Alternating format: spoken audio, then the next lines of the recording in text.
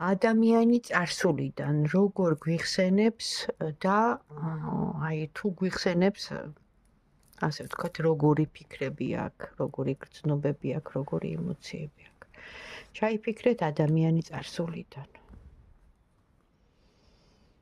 როგორ გვიხსენებს? გვიხსენებს როგორც ჭკვიანი, სტაბილური და ძალიან ესეთი ქალი, რომელიც მზად არის თავისი ოჯახისთვის ყველაფერი გააკეთოს, შრომის მოყვარე. რა გრძნობები აქვს? იმედი აქვს ამ ადამიანს, რომ იქნება სადმე ისევ გადაგეყაროთ, ისევ გნახოთ, ისევ შეგხვდეთ, ანუ იმედი აქვს. ნახეთ, თითქოს რაღაცას ელოდება.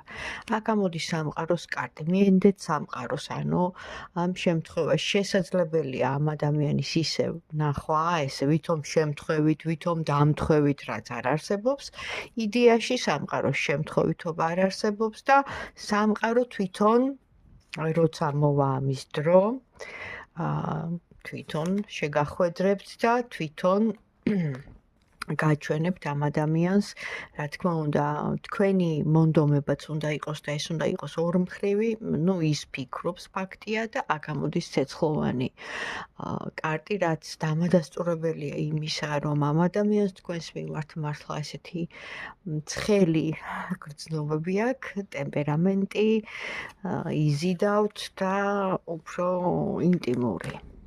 ასე რომ დაელოდეთ წარსულიდან, წარსული მაინც გვახსენებს თავს, გვინდა თუ არ გვინდა, თუ მოგეწონათ, დამილაიქეთ.